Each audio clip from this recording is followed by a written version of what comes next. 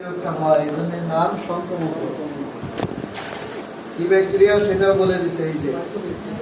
আর এখানে এই যে আপনাদের তো বলা উচিত ছিল, এই সংজ্ঞার মধ্যে লেখা আছে টিউবারকুলোসিস বা টিবি হলো একটি ক্রনিক কমিউনিকেবল ডিজিজ। কমিউনিকেবল শব্দটা কি নতুন? কমিউনিকেবল অর্থ কি? সংক্রমক।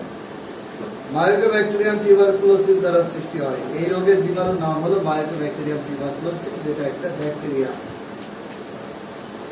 এটা দীর্ঘমেয়াদী একটি রোগ। এটা ক্রনিক শব্দের অর্থ দীর্ঘমেয়াদী বা পুরাতন। দীর্ঘমেয়াদী বলি আমরা।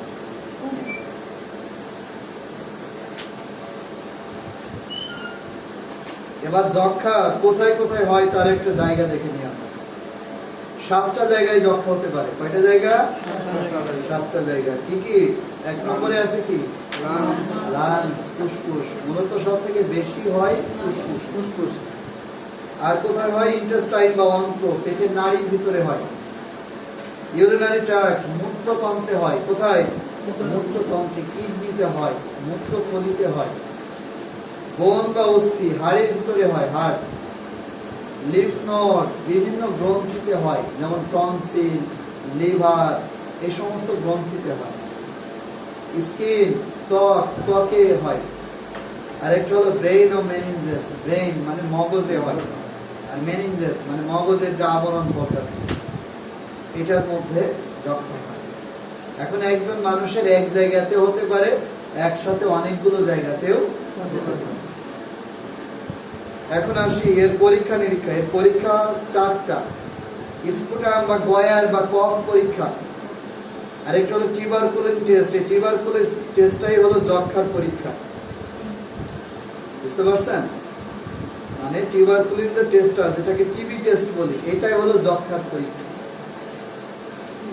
সাধারণত যেটা কফ দিয়ে করা হয়, এটা কিন্তু যক্ষার পরীক্ষা না, এটা কফের পরীক্ষা। বাট এই যক্ষা রোগটা কফ পরীক্ষা করলেই ধরা পড়ে।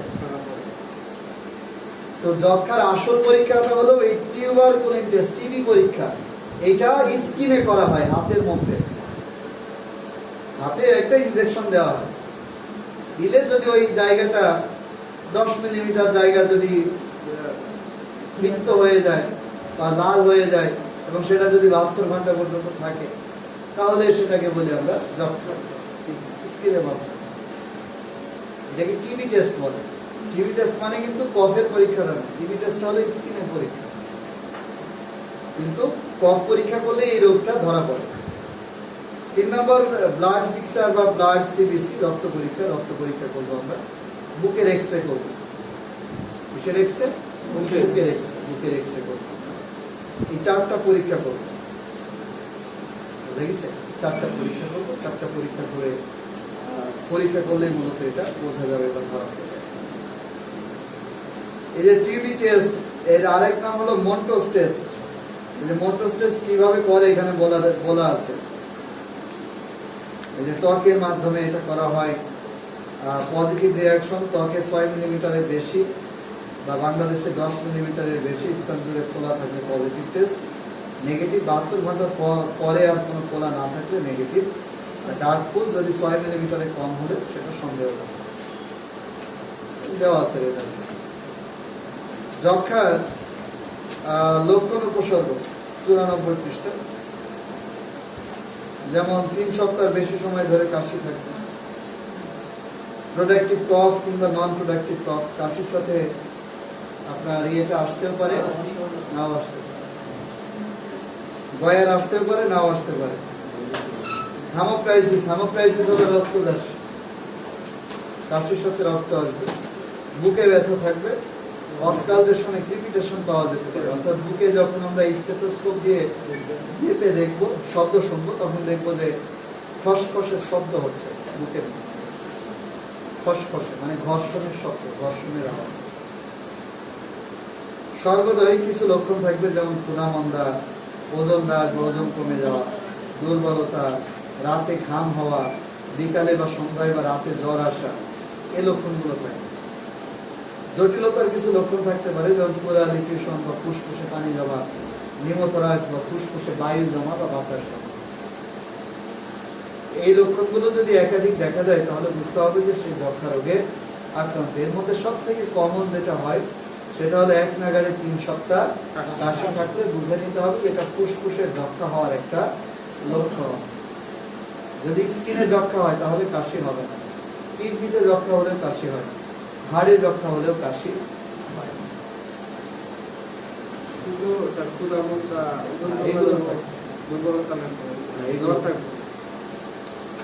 চিকিৎসা কাশি কমে না যাওয়া পর্যন্ত পুরোপুরি বিশ্রামে রাখতে হবে।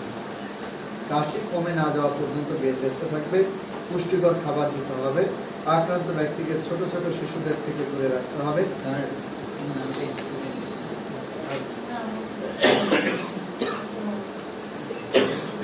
তারপরে বলছে যে আক্রান্ত ব্যক্তিকে ছোট ছোট শিশুদের থেকে দূরে রাখতে হবে, হাঁচি ও কাশির সময় রুমাল ব্যবহার করতে হবে, রোগীর যে স্পুটাম বা কফ সেটা মাটির নিচে পুঁতে রাখতে হবে।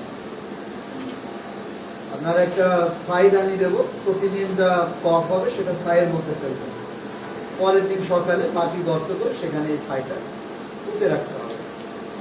এই রোগটা ছড়ায় হাঁচি কাশির মাধ্যমে, কাশির মাধ্যমে, কফের মাধ্যমে। মনে করেন যক্ষা রোগী আপনাদের কলেজের সামনে কফ ফেলছে, ওই কফের 20 মিটার আশেপাশের বাতাসকে আক্রান্ত করে, মানে আপনারা এখানে বসে থাকবেন, ওইখানকার কফের থেকে জীবাণু এখানে এসে আপনাদের আক্রান্ত করে। আবার হয়তো ওই অফিস রুমে ওই পাশে কেউ হাসি দিছে যক্ষা রোগী, সেটা এই পর্যন্ত চলে আসে। মানে এই জীবাণুগুলো বাতাসের মাধ্যমে ছড়ায়, এই জন্য যক্ষাকে বায়ুবাহিত রোগ বলে। কি বাহিত? বায়ুবাহিত রোগ, এটা বাতাসের মাধ্যমে ছড়ায়। বুঝতে পারছেন? এই জন্য যক্ষা রোগীকে আপনার যারা যক্ষা রোগী এরা বাড়ির মধ্যে থাকবে এবং যখন হাসি কাশি দেবে রুমাল ব্যবহার করবে, আর যখন বাইরে বের হবে অন্তত 2টা মাস্ক পরে যাবে, তার দ্বারা আশেপাশের মানুষ কেউ আক্রান্ত। এবং এই যক্ষা একটা সময় ছিল মহামারী, বর্তমানে এখন আর এটা নাই। করোনার থেকেও ডেঞ্জারাস ছিল যক্ষা, কমে গেছে। কেন কমে গেছে? কারণ বাচ্চাদের ইপিআই শিডিউলে এই যক্ষার টিকা দিয়ে দেওয়া হয়। বাচ্চাদের সরকারিভাবে যে টিকা দেওয়া হয় তার মধ্যে একটা টিকা আছে যক্ষার টিকা, যার কারণে এটার প্রাদুর্ভাব কমে গেছে। চিকিৎসা কাশি ঔষধের মাধ্যমে যে চিকিৎসা, এক্ষেত্রে যক্ষার ওষুধগুলো আলাদা। যক্ষার ওষুধ হলো অ্যান্টিবায়োটিক, যক্ষার যে অ্যান্টিবায়োটিক এগুলো আলাদা অ্যান্টিবায়োটিক, যে কোনো রোগে এই অ্যান্টিবায়োটিক ব্যবহার করা যাবে না। যক্ষার চিকিৎসাটা দেওয়া হয় 6 মাস মেয়াদি। কয় মাস মেয়াদি? 6 মাস। 6 মাসে যদি এটা ভালো না হয় আরো 3 মাস বাড়ানো হয়, এরপরে ভালো না হলে আরো 3 মাস, এভাবে 3 মাস করে এটা বাড়ে। যক্ষার ওষুধগুলো এখানে দেওয়া আছে। যক্ষার প্রায় 7 ধরনের ওষুধ এখানে দেওয়া আছে: রিফাম্পিসিন, আইসোনিয়াজাইড, পাইরাজিনামাইড, ইথানবিউটান, স্ট্রেপ্টোমাইসিন, থিয়াসিটাজন, পাইরিডক্সিন। এই প্রথম 4টা ওষুধ 1 থেকে 4 পর্যন্ত, এই 4টা ওষুধ প্রথম 2 মাসে দেওয়া হবে। প্রথম 4টা ওষুধ প্রথম কয় মাস খাবে? 2 মাস। আর প্রথম যে 2টা ওষুধ রিফাম্পিসিন আর আইসোনিয়াজাইড, এই 2টা ওষুধ খাবে পরবর্তী 4 মাস। তাহলে 2 মাসে কয়টা ওষুধ খাবে? 2 মাসে 4টা। 2 মাসে খাবে কয়টা? 4টা। আর পরের 4 মাসে কয়টা খাবে? 2টা। কোন 2টা খাবে? বুঝতে পারছেন? এই ওষুধগুলো আলাদা করে থাকে না, একটা ট্যাবলেটের ভিতরেই থাকে। এখানে 4টা গ্রুপ, একটা ট্যাবলেটের ভিতরে, ক্যাপসুলের ভিতরে, যেন আলাদা আলাদা করে খাওয়ার দরকার। পরবর্তীতে আবার যে ট্যাবলেট দেয় এটার মধ্যে আবার 2টা ওষুধ চেঞ্জ করে দেয়। প্রথম 2 মাসে 1 ওষুধ দেবে, পরের 4 মাসে আরেক ওষুধ দেবে। এই ওষুধ খাওয়ানোর আবার নিয়ম আছে, যে ওষুধগুলো সাধারণত সরকার ব্রাকের মাধ্যমে ডিস্ট্রিবিউট করে। প্রত্যেকটা সরকারি হসপিটালে ব্রাকের একটা ডেস্ক আছে, এই ব্রাকের মাধ্যমে ওষুধগুলো, মানে যক্ষা রোগীর পরীক্ষা নিরীক্ষা, ওষুধ দেওয়া, সব কিছু ব্রাক করে।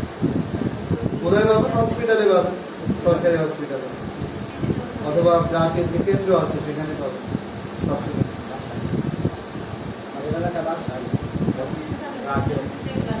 তো সাধারণত আমাদের যে নিয়মটা হলো যে প্রথম 2 মাস রোগী ডাক্তারের কাছে আসবে, হসপিটালে আসবে। রোগীকে আমরা প্রথম 2 মাস কোনো ওষুধ দিই না।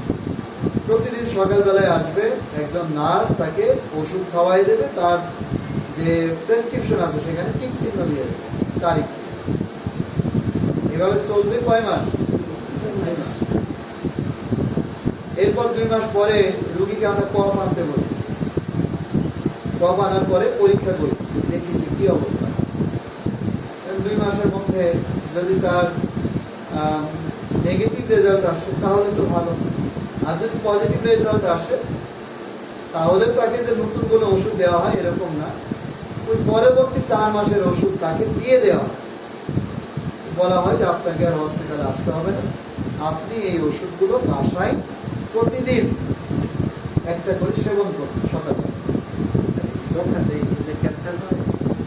বুঝতে পারছেন? প্রতিদিন একটা করে সেবন করুন। কয় মাস খাবে? 4 মাস। এই যে প্রথম 2 মাস রোগী হসপিটালে আসতে আসতে রোগীর একটা অভ্যাস হয়ে গেছে। এখন কিন্তু আর ওষুধ খেতে ভুল হবে না। ভুল হলে সমস্যা কি? দরকার ওষুধ যদি একদিন ভুলে যায় আবার নতুন করে শুরু করতে হবে। মনে করেন 2 মাসের মাথায় ওষুধ খেতে ভুলে গেছে, আবার নতুন করে এটা শুরু স্টার্ট। একটা ঝামেলা। নতুবা এটা পুরোপুরি ভাবে সারবেন। একদিন বাদ দিচ্ছেন, 6 মাস ওষুধ খাওয়ার পরে দেখবেন আবার যক্ষা হয়ে গেছে। খুবই ঝুঁকিপূর্ণ জিনিস। অভ্যাস তৈরি করা হয় এবং এই ওষুধগুলো খুবই পাওয়ারফুল ওষুধ। ওষুধগুলো বিনামূল্যে দেওয়া হয়, এগুলো কোনো ফার্মেসিতে পাবেন না, বিনামূল্যে। বুঝতে পারছেন? এখন যক্ষার সাথে যদি অন্য কোনো লক্ষণ থাকে, যদি শ্বাসকষ্ট থাকে তাহলে ব্রোঙ্কোডাইলেটর দেওয়া হয়, যদি কাশি থাকে কাশির সিরাপ দেওয়া হয়, জ্বর থাকলে জ্বরের ওষুধ দেওয়া হয়, যদি অত্যন্ত দুর্বল থাকে আপনার আইভি স্যালাইন দেওয়া হয়, গ্যাস্ট্রিকের ওষুধ দেওয়া হয়, ভিটামিন দেওয়া হয়। এই হলো আমাদের যক্ষা।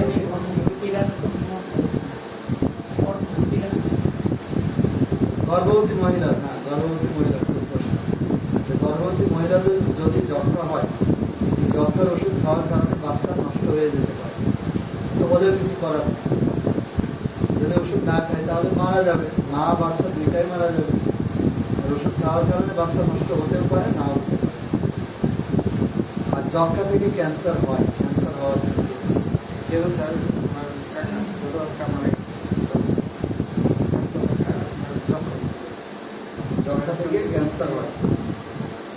যেখানে যক্ষা হবে সেখানে ক্যান্সার হবে। লাং ফুসফুসে যক্ষা হলে ফুসফুসের ক্যান্সার হবে, কিডনি যক্ষা হলে কিডনি ক্যান্সার হবে, স্কিনে যক্ষা হলে স্কিন ক্যান্সার হবে। পরের অধ্যায়ে চলে আসি আমরা। পরের অধ্যায়টা হলো কার্ডিওভাস্কুলার সিস্টেম। প্রথম যে আমাদের রোগ দেওয়া আছে, এই রোগের নাম হলো হাইপারটেনশন বা উচ্চ রক্তচাপ। রোগের নাম কি? হাইপারটেনশন বা উচ্চ রক্তচাপ। রক্তচাপ স্বাভাবিকের থেকে সর্বদা, রক্তচাপ স্বাভাবিক থেকে সব সময় বেশি থাকাকে বলা হয় উচ্চ রক্তচাপ।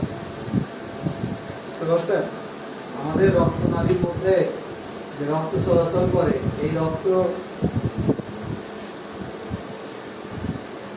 যেমন এর ভিতর দিয়ে রক্ত চলাচল করে।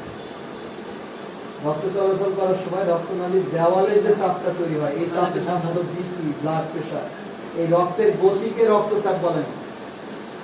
রক্ত চলাচল করার সময় রক্তনালীর দেওয়ালে যে চাপ সৃষ্টি হয়, এটাকে বলা হয়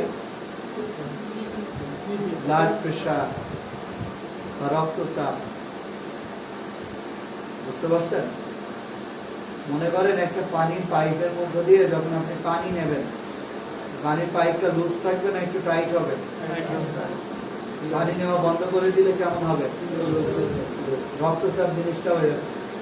রক্ত চলাচল করার সময় রক্তনালীর দেওয়ালে এক ধরনের চাপ সৃষ্টি করে, আর এই চাপটাকে বলি আমরা রক্তচাপ। রক্তচাপ 2 রকমের তৈরি হয়। কয় রকমের? 2 রকমের চাপ সৃষ্টি হয়। এখানে 2 রকমের চাপ সৃষ্টি হয়। একটা চাপকে বলা হয় সিস্টোলিক,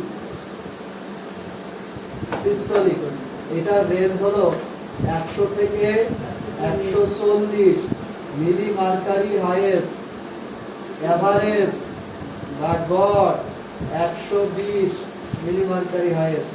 আরেকটা চাপের নাম হলো ডায়াস্টোলিক। ডায়াস্টোলিক এটার রেঞ্জ হলো 60 থেকে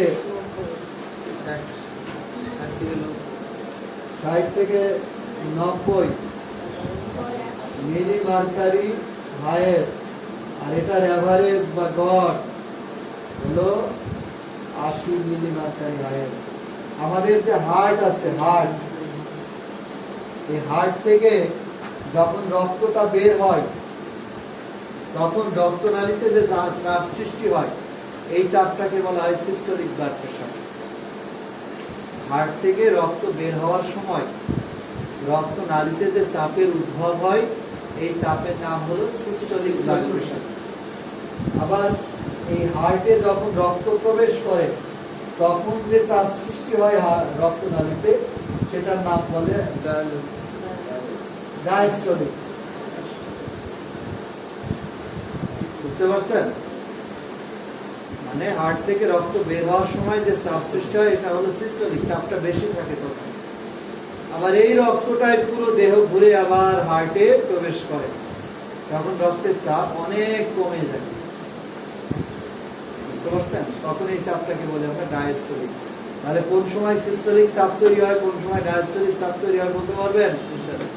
একদম পিছনে বলেন, আপনি বলেন সিস্টোলিক চাপ তৈরি হয় কখন, ডায়াস্টোলিক চাপ তৈরি হয় কখন? আপনি বলেন সিস্টোলিক কখন তৈরি হয় আর ডায়াস্টোলিক কখন তৈরি হয়? অবস্থা দেখছেন? এই বলেন আপনি। হার্ট থেকে যখন রক্তটা মানে বাইর হয় তখন বলা হয় সিস্টোলিক, আর যখন ভিতরে প্রবেশ করে তখন কার ভিতরে প্রবেশ করে? হার্টের হার্টের ভিতরে যখন রক্ত প্রবেশ করে তখন কোন চাপটা সৃষ্টি তৈরি হয়? তখন নিচেরটা ডায়াস্টোলিক। একদম সুন্দর করে বলেন তো, বলো তুমি। হ্যাঁ বলো, বলো, সমস্যা নাই তো, বলো। আরে হার্ট থেকে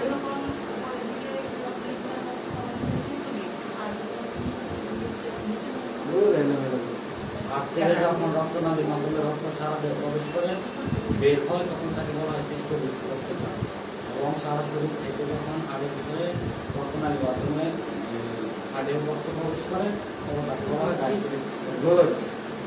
চাপটা কোথায় তৈরি হবে, হার্টে না রক্তনালীতে? রক্তনালীতে। হার্টের কাজ হলো রক্ত ইন করা আর আউট করা। বুঝতে পারছেন? সিম্পল জিনিস যদি এত এলোমেলো করে বলে দিচ্ছি, আর এর সাথে আরো অনেক কিছু জোড়া তালি দিয়ে আরো সিম্পল জিনিস। আপনার হার্ট থেকে রক্তটা যখন বের হয়, রক্তটা বের হয়ে কোথায় যায়? রক্তনালীতেই তো ঢোকে। তখন রক্তনালীতে একটা চাপ সৃষ্টি হয়। এই যে রক্ত আসতেছে রক্তনালীতে, এই জন্য চাপ তৈরি হচ্ছে। এই চাপটা হলো সিস্টোলিক, এটা বেশ বেশি থাকে। আবার এই রক্তনালী ঘুরে এসে আবার যখন হার্টে রক্ত প্রবেশ করে ওই সময় রক্তনালীতে চাপটা অর্ধেকেরও নিচে নেমে আসে, কমে যায়। তখন এই চাপটাকে বলে আমরা ডায়াস্টোলিক। এখন সিস্টোলিকের রেঞ্জ কত? 100 থেকে 140 মিলি মার্কারি হাইয়েস্ট। এটা হলো স্কেলের নাম। আর গড়ে থাকবে কত? এটা 120। আবার ডায়াস্টোলিকের রেঞ্জ হলো 60 থেকে 90, গড় হলো 80। অর্থাৎ এই রেঞ্জের ভিতরে থাকলে স্বাভাবিক, রেঞ্জের কম থাকলে লো প্রেশার, রেঞ্জের উপরে থাকলে হাই প্রেশার। বুঝতে পারছেন? হ্যাঁ হ্যাঁ, হাই প্রেশার। রেঞ্জের উপরে গেলে তখন এটা হাই প্রেশার। হ্যাঁ হ্যাঁ, কে বলে? আরে ভাই, ফার্মেসি কি ডাক্তার? আজকে ভাই ডাক্তার বই, ডক্টর, প্রফেসর এদের রেফারেন্স দেবে। ফার্মেসি যে চালায় সে কি ডক্টর? স্টুডেন্টের মতো কথা বলুন, সে কি ডক্টর? আপনারা এখানে কি কাজে আসছেন? 40 পর্যন্ত স্বাভাবিক। স্টপ। আপনারা এখানে কি কাজে আসছেন? শিখতে আসছেন। আপনারা তো ফার্মেসির দোকানদারের কাছ থেকে গিয়ে শিখতে পারতেন, তো এখানে কি কাজে আসছেন? শিখতে আসছেন।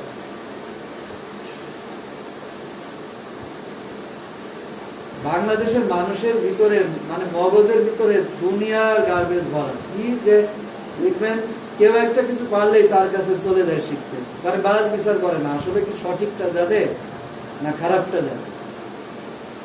বুঝতে পারছেন? আপনি এখানে আসতেন শিখতে, যেটা শেখায় সেটা শেখেন। কে বললো? যে বলছে সে কি ডক্টর না সাধারণ মানুষ? সাধারণ অনেকেই তো ব্লাড প্রেশার মাপতে পারে, সে আপনাকে বললো যে এইটা হবে না সেইটা হবে, তা আপনি কি সেটা ধরে নেবেন? আগে সেটাকে আপনি বিচার করবেন যে সে কি আসলে বই পড়ে বলছে না আরেকজন মানুষের কান কথা বলছে। সে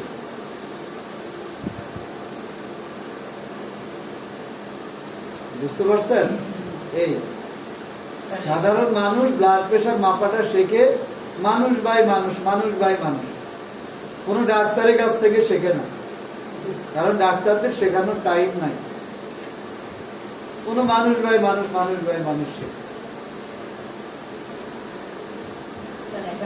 সিস্টোলিক এটা রেঞ্জ হলো 100 থেকে 140। যদি 100 আমাদের প্রেশার হলো, সমস্যা হলো দুইটা, একটা হলো high pressure, high blood pressure, high BP বলি আমরা। হাই বিপি কোনটা? হাই বিপি হলো আপনার সিস্টোলিক বেশি থাকলেও হাই, ডায়াস্টোলিক বেশি থাকলেও high, systolic and diastolic both যদি বেশি থাকে এটাও হাই। কয়টা শর্ত বলেন তো? এই সিস্টোলিক যদি বেশি থাকে তাহলে হাই প্রেশার, সিস্টোলিক নরমাল আছে, ডায়াস্টোলিক বেশি আছে, এটাও হাই প্রেশার। দুইটাই বেশি আছে, সিস্টোলিকও বেশি, ডায়াস্টোলিকও বেশি, হাই প্রেশার। যদি আমরা এখানে উদাহরণ বলি, মনে করেন এই যে সিস্টোলিক 150 বাই আপনার 80, ডায়াস্টোলিক 120 বাই 100। আর যদি সিস্টোলিক আর ডায়াস্টোলিক দুইটা হিসাব করি, মনে করেন 180 বাই 110। তিনটা পার্থক্য বুঝতে পারছেন? এইটাই দেখেন, উপরেরটা বেশি, নিচেরটা কি কম। স্টুপিড কোথায়, এটা কম, নিচেরটা নরমাল। কি এটা? নরমাল। এটা নরমাল, এটা নরমাল। কম হবে কখন? যখন এটা ওই এই যে 60 এর নিচে যখন চলে যাবে তখন এটা কম। এটা তো রেঞ্জের ভিতরে আছে। এই যে 60 ডিজিটটা, এটা এই 60 আর 90 এর ভিতরে আছে না, এটা হলো নরমাল। বলে যে কম, এটা নরমাল। তাহলে 150 বাই 80, তাহলে এখানে 80টা হলো সিস্টোলিক না ডায়াস্টোলিক? ডায়াস্টোলিক। সবসময় ডায়াস্টোলিকটা নিচে রাখি আমরা, সিস্টোলিকটা উপর। তাহলে এই 80টা হলো ডায়াস্টোলিক। দেখেন 80টা নরমালে আছে, রেঞ্জের ভিতরে। রেঞ্জের ভিতরে থাকা মানে নরমাল। আর 150 আমরা এবার দেখি রেঞ্জের ভিতরে আছে কিনা। না, রেঞ্জের ভিতরে না, বাইরে বেশি আছে। এখন এটা হাই প্রেশার। এটা হলো এক ধরনের হাই প্রেশার। এবার আরেক ধরনের হাই প্রেশার দেখি, যে ডায়াস্টোলিকটা বেশি, এটা হলো বড় চিহ্ন, গ্রেটার দ্যান। ডায়াস্টোলিকটা কি? যেমন এখানে এই যে 120 বাই 100, 120 কি সিস্টোলিক। সিস্টোলিকটা দেখে এবার 120 রেঞ্জের ভিতরে আছে কি নাই? 120 আছে, তার মানে নরমাল। আর ডায়াস্টোলিকটা এবার দেখি, ডায়াস্টোলিক 100, এই রেঞ্জের ভিতরে আছে 100? তাহলে রেঞ্জের কম না বেশি? এটা বেশি, 90 এর উপরে 100 বেশি, তার মানে ডায়াস্টোলিকটা বেশি। এটাও হাই প্রেশার। কয় ক্যাটাগরি পেলে?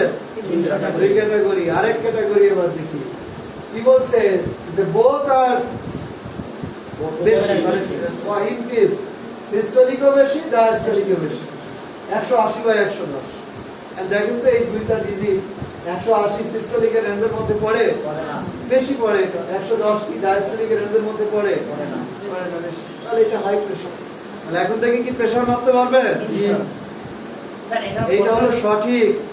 স্যার প্রশ্ন হলো কি এখানে সবার ক্ষেত্রে কি এরকম পুরো মানুষের প্রায় সবাই কি এটা সবার ক্ষেত্রে, দুনিয়ায় যত মানুষ আছে সবার ক্ষেত্রে এইটাই প্রযোজ্য। এইটাই, বুঝতে পারছেন? এইটাই প্রযোজ্য। আপনি প্রেসার মাপার সময় এই রেঞ্জটা দেখবেন, রেঞ্জ। বয়স ভেদে তারতম্য হয়। মানুষ বয়স বেড়ে গেলে যেমন অসুখ বিসুখ বাড়ে, প্রেসারও বাড়ে। সেটা বয়স যাই হোক, রেঞ্জের বেশি গেলেই সেটা বেশি হয়। বুঝতে পারছেন? এই যেমন মনে করেন বয়স হলো 80 বছর, তার প্রেসার হলো 150, বেশি প্রেসার, বেশি প্রেসার, তার কিছুই হয় নাই, কিচ্ছু হচ্ছে না, প্রেসার বেশি, সে প্রেসার হাই নিয়ে ঘুরতেছে। বুঝতে পারছেন? এই এবার লো প্রেসার দেখি, হাই প্রেসারের প্রবলেম হবে? হাই প্রেসার মাপতে প্রবলেম হবে? আর প্রবলেম হবে। এবার যে ফার্মেসি দোকানদার আপনাকে বলছে, তাকে কি এগুলো জিজ্ঞেস করবেন? তার মুখ দিয়ে একটা অক্ষরে বের হবে না, সে তো ওই মেশিনের নামই জানে না। ওই মেশিনের নামই জানে না। বিপি মেশিনের নাম কি বলেন দেখি, আপনারাও জানেন না, কি নাম? আমরা যে ব্লাড প্রেসার যন্ত্রটা দিয়ে ব্লাড প্রেসার মাপি, এই যন্ত্রের নাম কি? নামে পরিচিত কি নাম? শহীদুল ইসলাম, কি নাম? তানভীর আহমেদ। তার পাশে বলেন, হ্যাঁ, স্টেথোস্কোপ না, হয়নি, বলেন। এই পিছনে একদম স্যার বলতে না স্যার ছবি এতক্ষণ কি ঘাস কাটছেন? এতক্ষণ লিখতে পারেন না, ছবি তুলবেন। ছবি মানুষ দেখে, জীবনেও দেখেন। আপনি লিখলে এটা বরঞ্চ ব্রেন একটু সেভ করতে পারতেন, ছবি তুললে ব্রেন সেভ করতে পারতেন। এই যন্ত্রের নাম হলো স্ফিগমোম্যানোমিটার। যন্ত্রের নাম কি? স্ফিগমোম্যানোমিটার। Sphygmomanometer, sphygmomanometer, sphygmomanometer.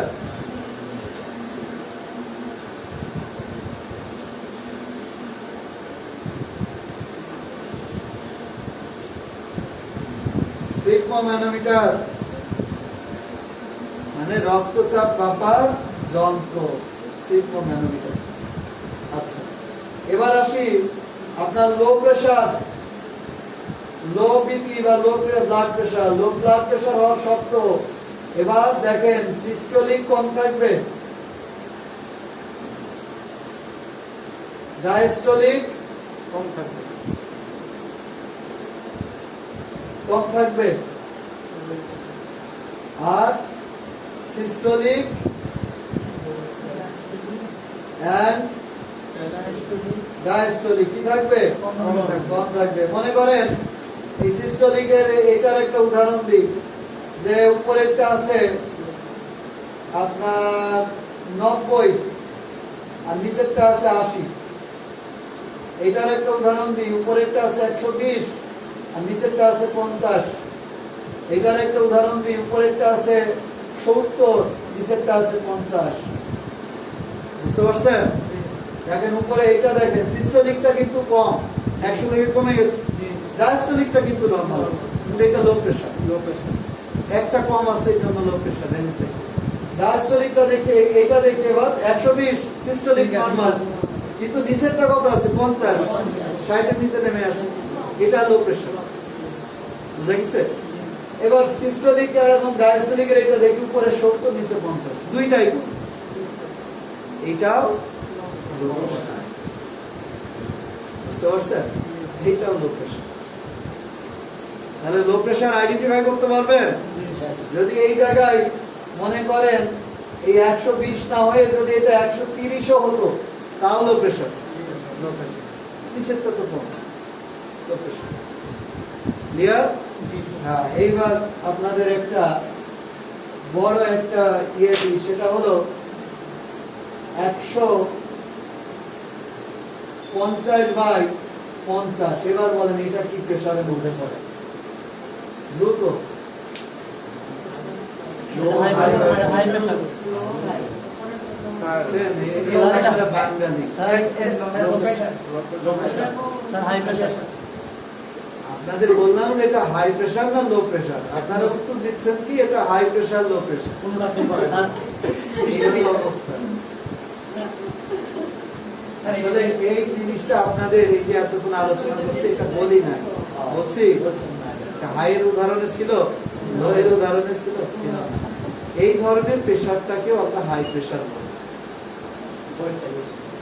যদি উপরেরটা বেশি থাকে নিচেরটা কম থাকে এটাও হাই প্রেশারের মধ্যে পড়বে, বুঝতে পারছেন? এক্ষেত্রে আপনার হাই প্রেশারের ওষুধ দিতে হবে। তো হাই প্রেশারের ওষুধ দিলে যদি এটা নিচে নেমে যায় সমস্যা নেই, এটা নিচে বেশিক্ষণ নামবে না, হয়তো এটা 40-এ নামবে কিন্তু উপরেরটা আরো কমে যাবে, পরে একটা সময় অ্যাডজাস্ট হয়ে যাবে, ঠিক হয়ে যাবে, বুঝতে পারছেন? এই তাহলে আশা করি আজকের পর থেকে লো প্রেশার হাই প্রেশার নিয়ে কোনো ঝামেলা হবে না, মাপতে পারবেন এবং রুগীকে সুন্দরভাবে বলে দেবেন। খালি বলবেন না যে আপনার 120/80 থাকলে নর্মাল, নট 120/80 হলে অ্যাভারেজ, সব থেকে ভালো প্রেশার হলো 120/80, মানে এই রুগীর প্রেশার বাড়ারও সম্ভাবনা নাই, কমারও সম্ভাবনা নাই। যেমন যার প্রেশার 120/80 আছে, আরেকজনের প্রেশার আছে মনে করেন 100/60, বলেন তো 100/60 এই প্রেশারটা কি হাই না লো?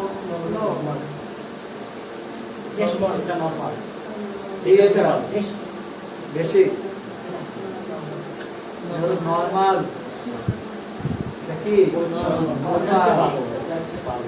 এটা নরমাল, কারণ এটা তো ওই রেঞ্জের মধ্যেই আছে কিন্তু বর্ডার লাইনে দাঁড়ায় আছে, যে কোনো সময় লো হয়ে যাবে, বুঝতে পারছেন? এখন এই প্রেসারের থেকে এই প্রেসারটা ভালো না? 120/80 এর যে কোনো সময় লো হওয়ার ঝুঁকি আছে, হাই হওয়ার ঝুঁকি আছে না, কিন্তু এই রোগীটা দেখেন যে কোনো সময় লো হওয়ার ঝুঁকি আছে। আবার মনে করেন 140/90, এই রোগীটারও যে কোনো সময় হাই হওয়ার চান্স আছে, কিন্তু নরমাল কিন্তু প্রেসার। আপনি বলবেন না যে আপনার প্রেসার হাই, আপনি বলবেন যে আপনার প্রেসার নরমাল, কিন্তু আপনাকে সাবধানে থাকতে হবে, যে কোনো সময় বেড়ে যাবে। হ্যাঁ, এই হিসেবে আমরা বলি 120/80 প্রেসার থাকা ভালো। তার মানে 120/80 মানে যে সব নরমাল, বিষয়টা এরকম না, 120/80 থেকেও আরো অনেক নরমাল আছে, ওই রেঞ্জের ভিতরে হিসেব করতে হবে। এখন আমরা আসি হাই প্রেসার। হাই প্রেসারটা কি? এতক্ষণ আলোচনায় আপনাদের হাই প্রেসার জিনিসটা কি বলছি, হাইপার টেনশন, এই যে এতক্ষণ যা বলছি সব বইয়ে আছে, আমি যেগুলো বলছি এগুলো আমার কথা না, কিসের কথা? বইয়ের কথা। এই যে 99 পৃষ্ঠায় দেখেন দেওয়া আছে, যদি কোনো ব্যক্তির প্রেসার সব সময় বেশি থাকে, বিশ্রামেও বেশি, কাজেও বেশি, তাহলে সেটা হাই প্রেসার। মানুষের প্রেসার কখনো কখনো বাড়ে, সেটাকে হাই প্রেসার বলা যাবে না। যেমন যদি আপনি টেনশন করেন প্রেসার বাড়বে, একটু বেশি হবে, আপনি দৌড়াদৌড়ি করলে, কাজকর্ম করলে প্রেসার একটু বেশি হবে, এটাকে হাই প্রেসার বলা যাবে না। কোনটা হাই প্রেসার? যেটা সব সময় বেশি, 1-2 দিন যাবত ধরেই বেশি, ঘুমের মধ্যেও বেশি, ঘুম ছাড়াও বেশি, এটাই হাই প্রেসার।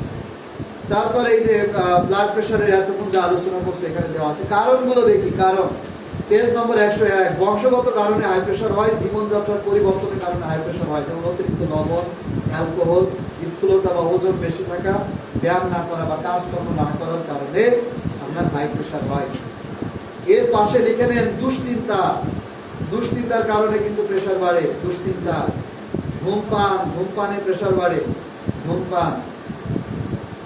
এই দুশ্চিন্তা, ধূমপান এগুলোতেও প্রেসার বাড়ে, এগুলো জীবনযাত্রার ভিতরে লিখে নেবেন, জীবনযাত্রার মধ্যে। পেয়েছেন? 101 পৃষ্ঠা বংশগতি, তারপরে আছে জীবনযাত্রা, এই জীবনযাত্রার মধ্যে লিখে নেবেন। এবার আসি সেকেন্ডারি হাইপারটেনশনের কারণ।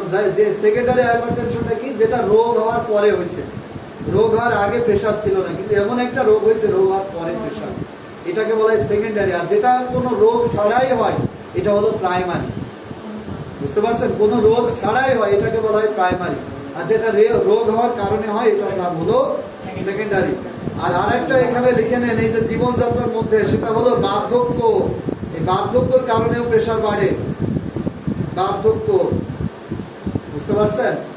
জীবনযাত্রার মধ্যে লিখে রাখবেন, দুশ্চিন্তা, ধূমপান, বার্ধক্য, এই সমস্ত কারণেও প্রেসার বাড়ে। দেখেন সেকেন্ডারি হাইপারটেনশনের কারণ কি? রেনাল ডিজিজ, মানে কিডনি ডিজিজ, কিডনি রোগের কারণে প্রেসার হয়। এন্ডোক্রাইন, এটা হরমোন ডিজিজ, হরমোন রোগের কারণে প্রেসার হয়। তারপরে 3 নম্বর কারণে দেওয়া আছে গ্যাস্ট্রেশনাল, গর্ভধারণের কারণে প্রেসার হয়। যে সকল মা একাধিক বাচ্চা জন্ম দেয় তাদের প্রেসার হওয়ার ঝুঁকি বেশি, এটাকে গ্যাস্ট্রেশনাল বলি। ভাস্কুলার, রক্তনালী রোগের কারণে প্রেসার হয়, রক্তনালীর রোগ, রক্ত রোগ বলে, রক্তনালী রোগের কারণে প্রেসার হয়। নিউরোজেনিক, স্নায়বিকের কারণে প্রেসার বাড়ে, যেমন মাথায় আঘাত পেলে প্রেসার বাড়তে পারে, নিউরোজেনিক। আরেকটা হলো ওষুধের সাইড ইফেক্টের কারণে প্রেসার বাড়ে। কিসের সাইড ইফেক্ট? ওষুধের, যেমন ওরাল কন্ট্রাসেপটিভ, জন্ম বিরতিকরণ খাবার বড়ি, জন্ম নিয়ন্ত্রণ খাবার বড়ির কারণে হাই প্রেসার হয়। আরেকটা হলো কর্টিকোস্টেরয়েড, স্টেরয়েড ওষুধ, ওই যে প্রেডনিসোলন, মিথাইলপ্রেডনিসোলন, হাইড্রোকর্টিসোল, এই ওষুধগুলো লং টাইম ধরে খেলে হাই প্রেসার হতে পারে। এই যে হাই প্রেসারের শ্রেণী বিভাগ, হাই প্রেসার 3 প্রকার। কয় প্রকার? 3 প্রকার। যেমন গ্রেড 1 মৃদু মাত্রার হাইপারটেনশন, মানে অল্প উচ্চ রক্তচাপ, সিস্টোলিকটা থাকে 140 থেকে 150, ডায়াস্টোলিক থাকে 90 থেকে 99। গ্রেড 2 মাঝারি ধরনের উচ্চ রক্তচাপ, যেটা 160 থেকে 179, এটা 150 থেকে 179 ধরবেন, এটা ঠিক করে নেবেন, 150 থেকে 179। আর ডিস্টোলিকটা থাকবে 100 থেকে 109। আর যেটা গ্রেড 3, এই গ্রেড 3 এটা মারাত্মক উচ্চ রক্তচাপ, এটা থাকবে 180 উপরে সিস্টোলিকটা, আর ডায়াস্টোলিকটা থাকবে 110 উপরে, 110 উপরে থাকবে। এবার আসি উচ্চ রক্তচাপের লক্ষণ উপসর্গ। যেমন বেশিরভাগ ক্ষেত্রে অ্যাসিম্পটোমেটিক থাকে, মানে উপসর্গহীন থাকে, মানে লক্ষণ থাকে না, প্রকাশ পায় না। কখন? যদি হালকা প্রেসার বাড়ে বা মাঝারি ধরনের প্রেসার বাড়ে তাহলে এটা বোঝা যায় না। যখন মারাত্মক প্রেসার বাড়ে তখন বোঝা যায়। কি কি বোঝা যায়? যেমন মাথা ব্যথা, ভার্টিগো বা মাথা ঘোরা, প্যালপিটেশন বা বুক ধড়ফড় করা, পলিউরিয়া বা বারবার প্রস্রাব হওয়া, এইগুলো দেখা দিতে পারে। এগুলো অনির্দিষ্ট হতেও পারে, নাও হতে পারে।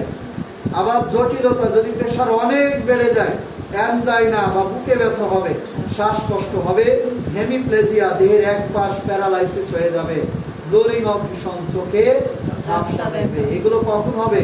প্রেসার যদি অনেক বেড়ে যায়। পরীক্ষা নিরীক্ষা, 4টা পরীক্ষা আছে। একটা হলো রক্ত পরীক্ষা, CBC, lipid profile, serum creatinine, FDS বা আরবিএস। এই লিপিড প্রোফাইল এটা কোলেস্টেরলের পরীক্ষা, সিরাম ক্রিয়েটিনিন এটা কিডনির পরীক্ষা, আরবিএস এটা হলো ডায়াবেটিসের পরীক্ষা। এই পরীক্ষাগুলো আমরা করব। ইউরিনের টেস্ট করব বা প্রস্রাবের পরীক্ষা করব, চেস্ট এক্সরে বা বুকের এক্সরে করব আমরা, আর ইসিজি করব, হার্টের পরীক্ষা। এবং এক্সরে করেও আমরা দেখব যে বুকের অবস্থা কি, হার্টের অবস্থাটা কি।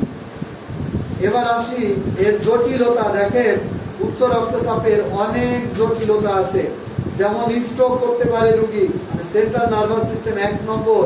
রোগী স্ট্রোক করতে পারে, সাবঅ্যারাকনয়েড হ্যামারেজ, ব্রেইনে রক্তক্ষরণ হতে পারে, হাইপারটেনসিভ এনসেফালোপ্যাথি, ব্রেইন নষ্ট হয়ে যেতে পারে, মানে ব্রেইন ইনফেকশন হতে পারে। স্ট্রোক হতে পারে, ব্রেইনে রক্তক্ষরণ হতে পারে, ব্রেইন ইনফেকশন হতে পারে। হার্টে কিছু অসুবিধা হয়, left ventricular hypertrophy, heart failure, myocardial ischaemia. Left ventricular hypertrophy মানে হার্টের সাইজ বড় হয়ে যেতে পারে, আর হার্ট ফেইলিওর, রোগী হার্ট ফেল করতে পারে। আর একটা হলো মায়োকার্ডিয়াল ইসকেমিয়া, রোগী হার্ট অ্যাটাক করতে পারে উচ্চ রক্তচাপের কারণে। ব্লাড ভেসেল বা রক্তনালীতে প্রবলেম হতে পারে, অ্যানিউরিজম, রক্তনালীগুলোর মধ্যে রক্ত জমে প্রতিবন্ধকতা সৃষ্টি হতে পারে। কিডনিতে কিছু জটিলতা হতে পারে, কিডনি ফেল হতে পারে বা রেনাল ফেইলিওর, মানে কিডনি অচল হয়ে যাওয়া। আর প্রোটিনুরিয়া, প্রস্রাবের সাথে প্রোটিন বা আমিষ বের হয়ে আসা। চোখের সমস্যা হয়, যেমন হাইপারটেনসিভ রেটিনোপ্যাথি, চোখের রেটিনা নষ্ট হয়ে যায় বা চোখের পেশি নষ্ট হয়ে যায়, যার কারণে রোগী চোখের পথ দেখে। সেন্ট্রাল রেটিনাল ভেইন থ্রোম্বোসিস, চোখের রক্তনালীতে রক্ত জমে যায়। বুঝতে পারছেন? এবার আসি ট্রিটমেন্ট বা চিকিৎসা। খাদ্যাভ্যাস, স্কুল ব্যক্তিদের ক্ষেত্রে ওজন হ্রাস করা বা ওজন কমানো, যারা মোটা মানুষ তাদের ওজন কমানো। খাবারে অতিরিক্ত লবণ না খাওয়া, চর্বিযুক্ত খাবার পরিহার করা বা অ্যাভয়েড করা। ভাজা, তেলে ভাজা জিনিস অ্যাভয়েড করা। মদ্যপান না করা, ধূমপান না করা, নিয়মিত ব্যায়াম না করা, নিয়মিত ব্যায়াম করা, মানে সারাদিন শুয়ে বসে থাকা যাবে না, একটু কাজকর্ম করতে হবে। পাশাপাশি আপনার লবণ কম খাওয়া, এই জিনিসগুলো কি করতে হবে? দুশ্চিন্তা না করা, এই বিধিনিষেধগুলো মানবে।